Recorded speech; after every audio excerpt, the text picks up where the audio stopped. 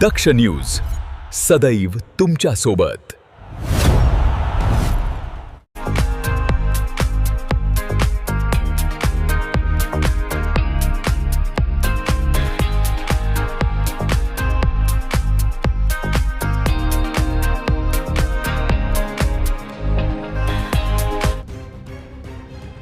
नाशिक जिल्ह्यातून एक धक्कादायक आणि संतापजनक घटना समोर आली आहे।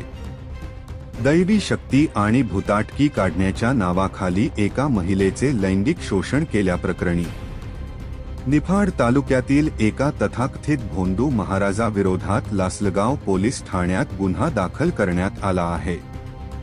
या प्रकरणामुळे परिसरात मोठी खळबळ उडाली आहे।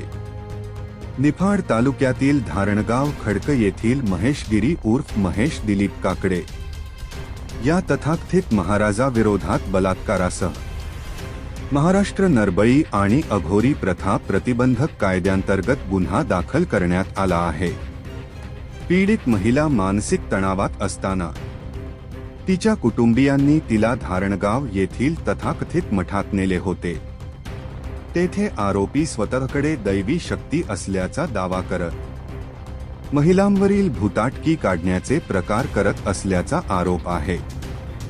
फिर्यादी महिलेच्या म्हणण्यानुसार आरोपीने तिच्यावर करणी बाधा असल्याचे सांगून विविध धार्मिक विधी करण्यास भाग पाडले। त्यानंतर मोबाईलवर वैयक्तिक आणि अश्लील संदेश पाठवत तिच्याशी जवळीक वाढवण्याचा प्रयत्न केला।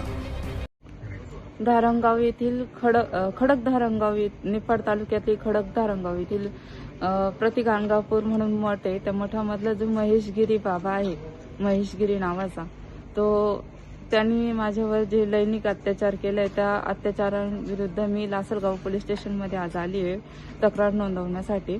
तर त्यांनी सुमारे 2 वर्षापूर्वी माझ्यावरती हे कृत्य झालेलं आहे माझ्यासोबत। त्यांनी त्यांच्या मठामध्ये मी माझे जे घरातला प्रॉब्लेम होता त्याच्यासाठी मी एकदा त्यांचं इंस्टाग्रामवरती त्यांचे व्हिडिओ बघून आमची फॅमिली, माझे मम्मी पप्पानी मी गेली होती। त्याच्यानंतर त्यांनी तिथे आम्हाला दर गुरुवारी यायला सांगितलं आणि त्यांचं जे पापविनाशी तीर्थ आहे त्या तीर्थामध्ये आंघोळ करायला लावली त्या तळ्यामध्ये। त्याच्यानंतर औदुंबराला फेऱ्या मारायला लावल्या। असं 4 गुरुवार करायला लावलं आणि प्रत्येक गुरुवारी 200 रुपयाची पावती फाडायला लावली, अन्नदान करायला लावलं। तिथं घरून येताना 5 किलो तांदूळ वगैरे घेऊन या असं म्हणायचे। त्याच्यानंतर त्यांनी माझा नंबर घेतला वैयक्तिक की म्हणे तुझी जन्मतारीख वगैरे मला व्हॉट्सअपला पाठव। त्याच्यानंतर मी त्यांना पाठवले आणि मला म्हणे की त्यांनी मला 2-3 दिवसानंतर मेसेज केला की हाय कशी आहे व काय जेवली का वगैरे। तर मी म्हटलं की हा बाबा असं मला असे मेसेज करतोय वगैरे। तर मी घरी सांगितलं, माझ्या बहिणीला वगैरे दाखवलं। तर ती म्हणे असंच करत असेल बा। तर मी नंतर कॉन्टॅक्ट बंद करून टाकलं। तर त्यांनी मला धमकी दिली की माझ्या स्थानावर परत पाय नको ठेवू बा असं। तर म्हटलं आता मम्मी पप्पा परत म्हणशील तर मीच त्याला काहीतरी बोलले असेल म्हणून त्याने असं सांगितलं।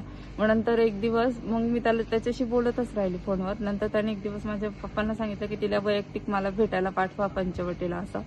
तर मी पंचवटीला गेली त्याला भेटायला। तर त्यावेळेस त्यांनी मला त्याच्या गाडीमध्ये बसवलं आणि मला म्हणे की आपण एकांतात ठिकाणी जाऊ बोलायला असं सांगून त्यांनी मला त्र्यंबक येथील लॉजवर नेलं।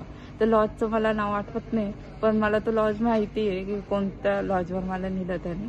त्या लॉजवर नेल्यानंतर तिथे त्याने माझ्यावर अत्याचार केला। अत्याचार करताना असं होतं की मला तिथे ना आवाज पण करता येत, कारण त्यांनी मला सांगितलं की माझ्या गळ्यामध्ये रुद्राक्ष आहे माझ्यावर आणि तो होताच असं राक्षसासारखा का मला त्याचा प्रतिकारच नाही करता आला। आणि नंतर म्हणजे मला कळत होतं की माझ्यासोबत काय होतंय, पण मला हे बोलताच येत नव्हतं। आणि नंतर त्यांनी मला म्हणे की तू किती पण काही कर, माझ्या विरुद्ध तू काहीच करू शकणार नाही। त्याच्यानंतर त्यांनी मला तिथून जे हे मुंबई नाक्याचं जे सिग्नल आहे तिथे त्यांनी मला सोडलं। माझ्यासारख्या अनेक महिला, अनेक मुली त्या बाबाच्या जाळ्यात फसल्या आहे आणि मला माहिती आहे खूप मुलींवर हा अत्याचार झाला। आता पण त्या शांत आहे। तर प्लीज प्लीज प्लीज माझ्या सगळ्या मुलींना विनंती आहे, मी जसं आपल्या मागे समिती आहे लासलगाव पोलीस स्टेशन भक्कमपणे उभे, तर प्लीज त्या मुलींनी समोर यावं। तुमचं कोणत्याही प्रकारचं नाव येणार नाही. तुम्ही फक्त समोर या आणि तुमच्यावर जो अन्याय झालाय ना तो इथं तुम्ही दाखल करा त्या बाबाविषयी, जेणेकरून खूप मुलींचे आयुष्य वाचतील. आणि अजून पण असे जे गोरगरीब लोक तिथं जात आहे अंधश्रद्धेखाली जे फसताय त्यांना मदत होईल. प्लीज त्या मुलींची मदत करा आणि ज्या मुलींवर अन्याय झालेले त्यांनी या इथे एकदा फिर्याद द्या, प्लीज द्या. 23 ऑगस्ट 2024 रोजी पंचवटी परिसरात भेटीस बोलावून आरोपीने पीडितेला त्र्यंबकेश्वर रोडवरील एका लॉजवर नेले. तेथे माझ्याकडे दैवी शक्ती आहे अशी भीती दाखवत तिच्यावर जबरदस्तीने लैंगिक अत्याचार केल्याचा आरोप करण्यात आला आहे. तसेच विवस्त्र फोटो काढून धमकी दिल्याचाही आरोप फिर्यादीत करण्यात आला आहे. आरोपीचे मोठ्या लोकांशी संबंध असल्याची भीती आणि मानसिक धक्क्यामुळे पीडित महिलेने सुरुवातीला तक्रार देण्याचे टाळले. मात्र अंधश्रद्धा निर्मूलन समितीच्या कार्यकर्त्यांनी धीर दिल्यानंतर तिने अखेर पोलिसांत धाव घेतली. या प्रकरणात अंधश्रद्धा निर्मूलन समितीचे पदाधिकारी आणि कार्यकर्त्यांच्या उपस्थितीत लासलगाव पोलीस ठाण्यात तक्रार दाखल करण्यात आली. सहाय्यक पोलीस निरीक्षक दीपक पाटील यांनी घटनेची पडताळणी करून आरोपी विरोधात गुन्हा दाखल केला आहे. पोलिसांकडून पुढील तपास सुरू आहे.